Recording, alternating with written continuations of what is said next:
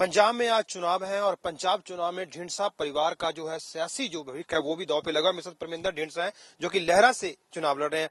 साहब, क्या इस बार उम्मीद है? देखिए, इस बार हम अवश्य जीत प्राप्त करेंगे।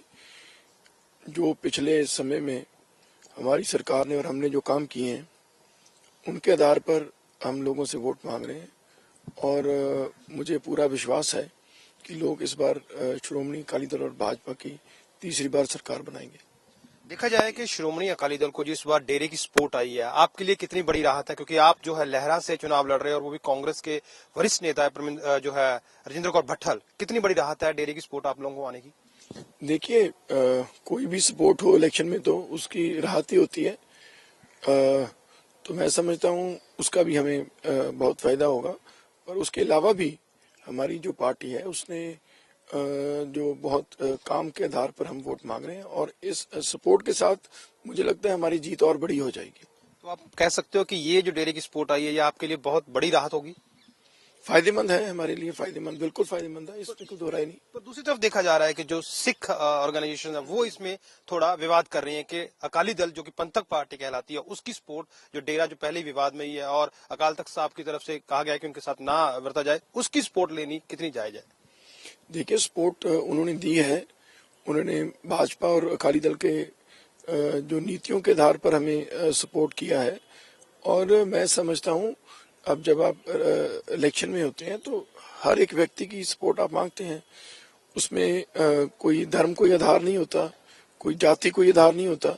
तो हम तो हर के पास सपोर्ट के लिए जाते हैं। तो अगर डेरा ने सच्चा सौदा ने हमारी सपोर्ट की है तो इस पे कोई किंतु परंतु नहीं होना चाहिए।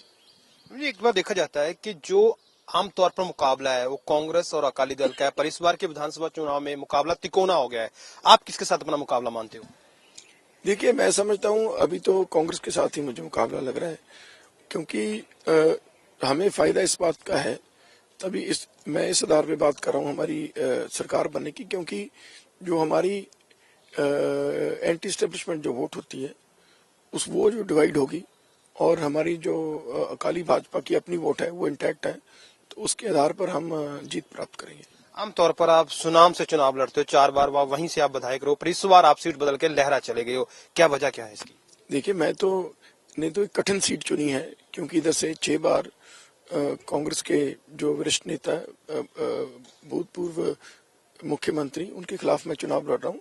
हमारी पार्टी का ये आदेश था कि ये सीट इस बार हमने जीतने की कोशिश करनी है और मैं जो पार्टी की आस है, उम्मीद है, उसके ऊपर पूरा उतरूंगा, ये मुझे विश्वास है। कितनी सीटें इस बार अकाली दल जो है, आपने दावा किया कि फिर से तीसरी बार सरकार, कितनी सीटों की उम्मीद है आपको? देखो, मुझे उम्मीद है भी हमें स्पष्ट बहुमत मिलनी चाहिए।